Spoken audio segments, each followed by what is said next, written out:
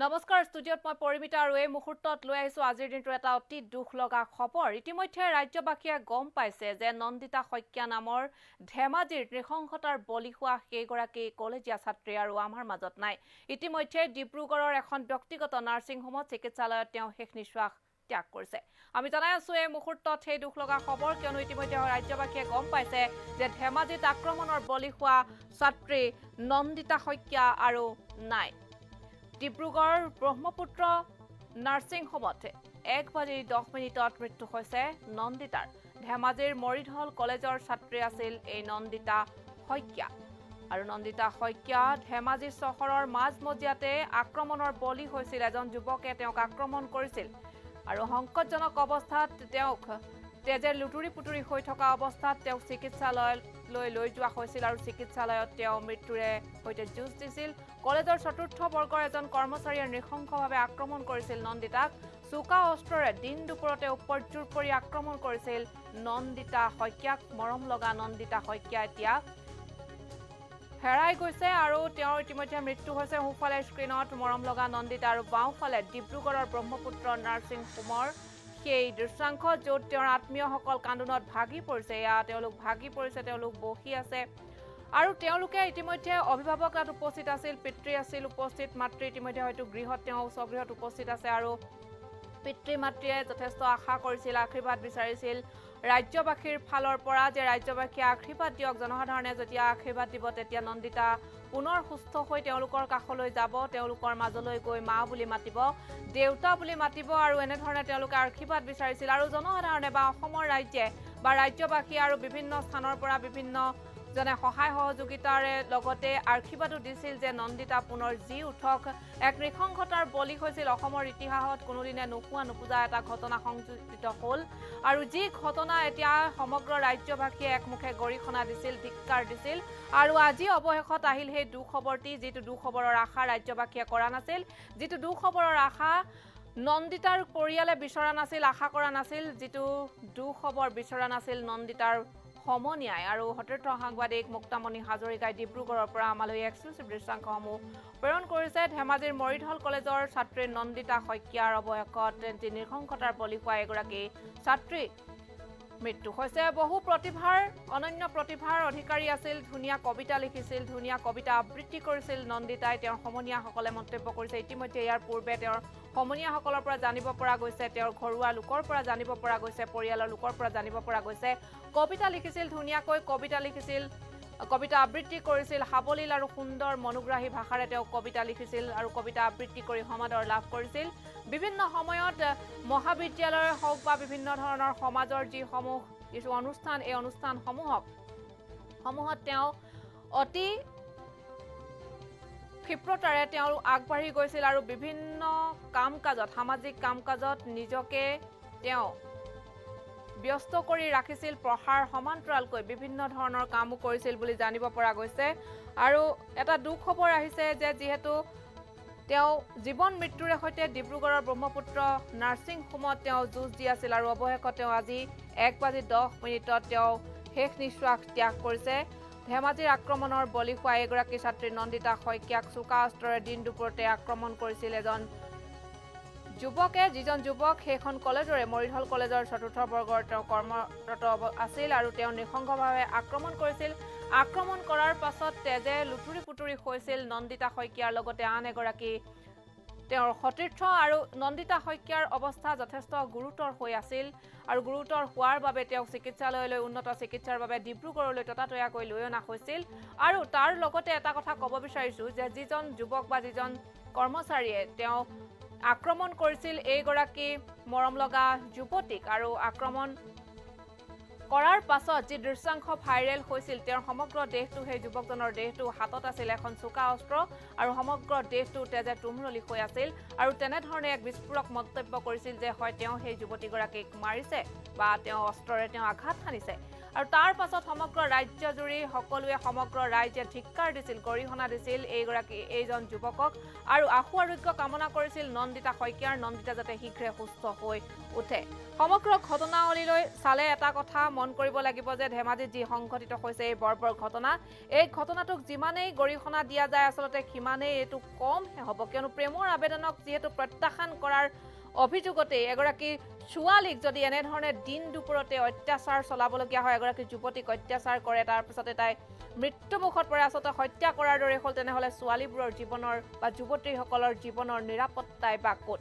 এনে বিকৃত মানসিকতালৈ সমাজত জীয়াই থকা মানুহক যিসমূহ লোক বা বন্ধু বান্ধৱ বা লগৰ সমনীয়াবোৰে যেতিয়া চিনাক্ত কৰি উচিত পথলৈ যেতিয়া নানে, তেতিয়ালৈকে এনেসমূহ সমস্যা আমাৰ সমাজখনৰ পৰা সমাধান নহয়। এই মুহূৰ্তত ডিব্ৰুগড়ৰ পৰা কেইটামান মন্তব্য আহিছে, কিন্তু মন্তব্য শুনোৱাৰ পূৰ্বে পুনৰ ক'ব বিচাৰিছোঁ, নন্দিতা শইকীয়া অনন্য প্ৰতিভাৰ অধিকাৰী আছিল, যি নন্দিতাৰ এতিয়া মৃত্যুৱে সমগ্ৰ পৰিয়াল, সমগ্ৰ আত্মীয় স্বজন, সমগ্ৰ ওচৰ চুবুৰীয়া, সমগ্ৰ কলেজৰ বন্ধু বান্ধৱ, সমগ্ৰ স্কুলৰ মহাবিদ্যালয়ৰ শিক্ষক শিক্ষয়িত্ৰীৰ লগতে সমগ্ৰ ৰাজ্যবাসীকো কন্দুৱাই গৈছে যি অংকিতাৰ মৃত্যুৰ খবৰে। এই মুহূৰ্তত কেইবাটাও মন্তব্য আহি পৰিছে, আমাৰ হাতত সেই মন্তব্যকেইটা আগবঢ়াইছোঁ। তাই অৱশেষত মৃত্যু যুঁজি তাই হাৰ মানিলে। তাই বহুত চেষ্টাও কৰিছিলে, ডক্টৰেও ইয়াত বহুতখিনি চেষ্টা কৰিছিলে, কিন্তু নোৱাৰিলে। কি ক'ম, তাইৰ নিচিনা যাতে আৰু দ্বিতীয় এজনী ছোৱালী তেনেকুৱা এটা ঘটনা নহওক, অসমখন এখন সুস্থ হেৰিয়লৈ পৰিণত হওক, অকণমান ভাল হওক আৰু দুখীয়ে উচিত শাস্তি পাওক। আমি পৰিয়ালৰ ফালৰ পৰা আমি এইটোৱে বিচাৰোঁ। আমি যেতিয়া ডক্টৰৰ ওচৰত গৈছে প্ৰায় 1:05 গৈছে, প্ৰায় 5 মিনিটমান সময়ৰ ভিতৰত ডক্টৰে আমাক জনাইছে যে আমি হেৰি কৰিব নোৱাৰিম, বহুত চেষ্টা কৰিছিলোঁ, আমি আপোনালোকৰ পেচেণ্টৰ কৰিব নোৱাৰিলোঁ। প্ৰায় 1:10 হৈছে। তেখেতলোকক আমি কৈছোঁ আৰু যিহেতু অকণমান কেছ থানাৰ যোগেদি অকণমান হেৰি হৈছে, ডক্টৰৰ ফালৰ পৰা অকণমান পুলিচৰ ফালে অকণমান ৰিপৰ্ট এটা যাব লাগিব, তাৰপিছত পোষ্টমৰ্টেম কৰেনে আৰু কিবা এনেকুৱা তেওঁলোকৰ অকণমান প্ৰচেছটো কৰিব, তাৰপিছত আমি ন্যায় যোজা কৰিম।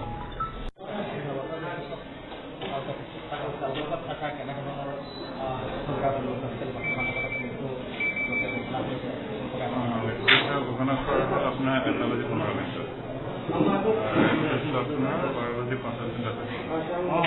চেষ্টা কৰি চালোঁ, ধৰা মানে ইনফৰ্ম কৰা হ'ল, আজিও হ'ল।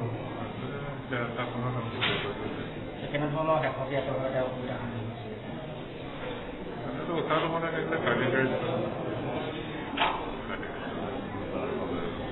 ব্ৰেইন ফাংচন আগৰ পৰা নাছিলে বাৰু।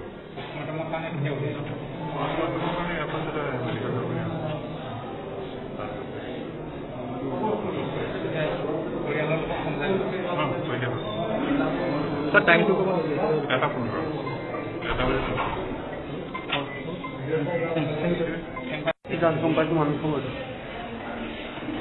আপোনালোকৰ ঘৰৰ মানুহ কোন কোন আছে? তাতে ঘৰৰ মানুহ দেউতা আছে, মই আছোঁ আৰু ককাই দুজন আছে, তেওঁ জেঠাইৰ পুতেক আছে। আৰু দুখীয়া কেনেধৰণৰ শাস্তি পোৱাটো বিচাৰিব? দুখীয়া শাস্তি পোৱাটো সদৌসম ছাত্ৰ সন্থা আৰু জাতীয় সংসদলৈ যিটো সিদ্ধান্ত লয় সেয়া আমাৰ সিদ্ধান্ত লোৱা সিদ্ধান্ত। আমি নিজাববীয়াকৈ কোনো সিদ্ধান্ত উপনীত হ'ব নোৱাৰোঁ। এতিয়া বডিটো ক'লৈ লৈ যাব আপোনালোকে? ঠিক আছে, বডিটো ক'লৈ লৈ যাব? ঘৰলৈ লৈ যাব? বডি পষ্টমৰ্টেম কৰা হ'ব, ইয়াত পোষ্ট কৰা হ'ব, তাৰপিছত ঘৰত নিয়া হ'ব। ব্যৱস্থা কৰিছিল, তেখেতক ফাষ্টেগ আদালতৰ জৰিয়তে অতি শীঘ্ৰে তেখেতৰ ওপৰত ব্যৱস্থা গ্ৰহণ কৰিব লাগে, কাৰণ অসমত এনেকুৱা ধৰণৰ ঘটনা হৈ আছে আৰু অনাগত দিনতো হ'ব যদি ফাষ্টেগ আদালতৰ ব্যৱস্থা নকৰে। বিভিন্ন সময়ত দেখি আছো এনেকুৱা ধৰণৰ ঘটনাবিলাক হৈ আছে। নাৰী সবলীকৰণৰ কথা কৈ চৰকাৰখনে, কিন্তু নাৰী সুৰক্ষা দিয়াৰ ক্ষেত্ৰত কিন্তু এই চৰকাৰ সম্পূৰ্ণ ব্যস্ত হৈছে। গতিকে আজি যি ঘটনা হ'ল সেই ঘটনা হওক, ইয়াৰ পিছত যাতে এনেধৰণৰ ঘটনা নহওক তাৰ ক্ষেত্ৰত চৰকাৰ প্ৰশাসনে ব্যৱস্থা গ্ৰহণ কৰিবৰ কাৰণে আমি সদৌ অসম ছাত্ৰ সন্থাৰ তৰফৰ পৰা দাবী উত্থাপন কৰিছোঁ। পৰাপক্ষত আমি চাওঁ কলেজত কি কৰে, কলেজৰ ষ্টাফো এতিয়া খবৰ দিয়া হৈছে, তেখেতলোকেও খুব সম্ভৱ আহিব। তাৰপিছত আমি ঢকুৱাখানালৈ নিম, গৃহলৈ আমি নিম বুলি ভাবিছোঁ, তাতে আমি সম্পন্ন কৰিম। নন্দিতা শইকীয়াৰ আত্মীয় ভাতৃ আৰু চিকিৎসক তথা ছাত্ৰ সন্থাৰ সদস্যৰ মন্তব্য আছিল, আৰু তেওঁৰ ভাতৃয়ে ফুফাই কৈছে যে কোন কোন আছিল তেওঁলোকৰ সৈতে তেওঁলোকৰ পিতৃ আছিল তেওঁলোকৰ আত্মীয় স্বজন আছিল আৰু এয়া আপোনালোকে দেখিছে দুখত ভাগি পৰিছে এয়া অংকিতাৰ ভাতৃ আৰু এয়া অংকিতাৰ আত্মীয় তেওঁলোকৰ বহু মৰমৰ আছিল তেওঁলোকৰ ভগ্নী ছাত্ৰ আৰু ছাত্ৰ-ছাত্ৰীসকলৰ মাজতো এগৰাকী প্ৰিয় ছাত্ৰী আছিল মৰিথল কলেজৰ মহাবিদ্যালয়ৰ শিক্ষক শিক্ষয়িত্ৰীৰ নন্দিতা শইকীয়া এয়া নন্দিতা শইকীয়াৰ আত্মীয় চিকিৎসালয়ত যিহেতু উপস্থিত আছে আৰু ডিব্ৰুগড়ৰ ব্ৰহ্মপুত্ৰ নাৰ্ছিং হোমত 1 বাজি চিকিৎসকে কোৱা অনুসৰি 1 বাজি 15 মিনিটত তেওঁৰ মৃত্যু হৈছে আৰু ভুলবশতঃ যদি আমাৰ 1 বাজি 10 মিনিট বুলি কৈছে তেন্তে গ্ৰাফিক্স প্লেটৰ কিছু শুধৰণিৰ প্ৰয়োজন আছে আমি এই মুহূৰ্তত জনাই আছো 1 বাজি 15 মিনিটতহে মৃত্যু হৈছে নন্দিতা শইকীয়াৰ আৰু তেওঁ এই যুৱতীগৰাকীৰ নাম যিহেতু নন্দিতা শইকীয়া সকলোৱে ইতিমধ্যে চিনি পাইছে এইগৰাকী যুৱতী তেওঁ মৰিথল কলেজৰ এগৰাকী ছাত্ৰী আৰু এই ছাত্ৰীগৰাকীক প্ৰেমৰ প্ৰস্তাৱ ছাত্ৰীগৰাকীয়ে প্ৰত্যাখ্যান কৰাৰ অভিযোগতে এজন যুৱকে তেওঁক আক্ৰমণ কৰিছিল আৰু আক্ৰমণ কৰিছিল তাকো বৰ্বৰতাৰে আক্ৰমণ কৰিছিল চোকা অস্ত্ৰৰে আঘাত হানিছিল সেইখন মহাবিদ্যালয়ৰ চতুৰ্থ বৰ্গত কাম কৰা এজন কৰ্মচাৰীয়ে আৰু তেওঁ আক্ৰমণ কৰাৰ পাছত তেজে লুটুৰি পুটুৰি হৈছিল নন্দিতা শইকীয়া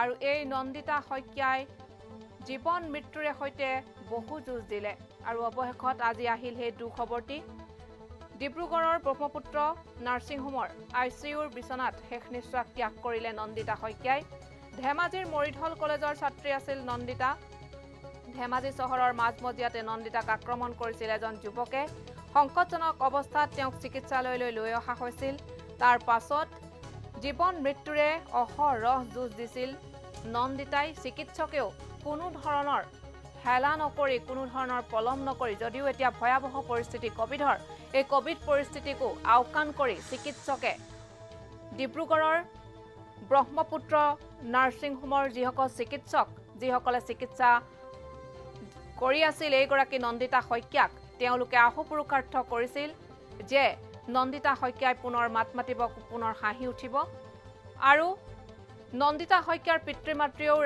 অসমৰ ৰাইজৰ আশীষ বিচাৰিছিল কিয়নো তেওঁলোকৰ মৰমৰ যিয়ে পুনৰ তেওঁলোকক মা বুলি মাতিব দেউতা বুলি মাতিব ভাতৃয়ে বিচাৰিছিল তেওঁ ভগ্নী পুনৰ আহি তেওঁক দাদা বুলি মাতিব আৰু এনে ধৰণৰ এই যি ঘটনা সংঘটিত হ'ল সমগ্ৰ ৰাজ্যজুৰি এতিয়া গৰিহণা দিছে এজন যুৱকক আৰু পৰিয়ালৰ লোকে এটা কথা উত্থাপন কৰিছে যে এনে ধৰণৰ ঘটনাৰ সন্মুখীন যাতে আমাৰ ৰাজ্যখনৰ আন যুৱতীসকল নহয় কোনো যুৱতী যাতে এনে ধৰণৰ ঘটনাৰ সন্মুখীন নহয় তেওঁলোকে আশা কৰিছে আনহাতে ছাত্ৰ সন্থাৰ ফালৰ পৰা এগৰাকীয়ে মন্তব্য কৰিছে আমি শুনিবলৈ পাইছিলোঁ যে ফাঁচীৰ দাবী জনাইছে অপৰাধীৰ ফাঁচীৰ দাবী জনাইছে নৃশংসভাৱে আক্ৰমণ কৰিছিল আৰু এই মুহূৰ্তত আমাৰ হাতত আহি পৰা প্ৰথমটো এটা মন্তব্য আহি পৰিছে সেই মন্তব্যটো পুনৰ আগবঢ়াইছে তাই অৱশেষত মৃত্যু যুঁজি তাই হাৰ মানিলে তাই বহুত চেষ্টাও কৰিছিলে ডক্টৰেও ইয়াত বহুতখিনি চেষ্টা কৰিছিলে কিন্তু নোৱাৰিলে কি ক'ম তাইৰ নিচিনা যাতে আৰু দ্বিতীয় এজনী ছোৱালী তেনেকুৱা এটা ঘটনা নহওক অসমখন এখন সুস্থ হেৰিয়লৈ পৰিণত হওক অকণমান ভাল হওক আৰু দুখীয়ে উচিত শাস্তি পাওক আমি পৰিয়ালৰ ফালৰ পৰা আমি এইটোৱে বিচাৰোঁ আমি যেতিয়া ডক্টৰৰ ওচৰত গৈছে প্ৰায় 1 বাজি 5 মিনিটমান গৈছে প্ৰায় 5 মিনিটমান সময়ৰ ভিতৰত ডক্টৰে আমাক জনাইছে যে আমি হেৰি কৰিব নোৱাৰিম বহুত চেষ্টা কৰিছিলোঁ আমি আপোনালোকৰ পেচেণ্টৰ ৰাখিব নোৱাৰিলোঁ প্ৰায় 10 মান হৈছে তেখেতলোকক আমি কৈছোঁ আৰু যিহেতু অকণমান কেছ থানাৰ যোগেদি অকণমান হেৰি হৈছে ডক্টৰৰ ফালৰ পৰা অকণমান পুলিচৰ ফালে অকণমান ৰিপৰ্ট এটা যাব লাগিব তাৰপিছত পোষ্টমৰ্টেম কৰেনে আৰু কিবা এনেকুৱা তেওঁলোকৰ অকণমান প্ৰচেছটো কৰিব তাৰপিছত আমি ন্যায় যোজা কৰিম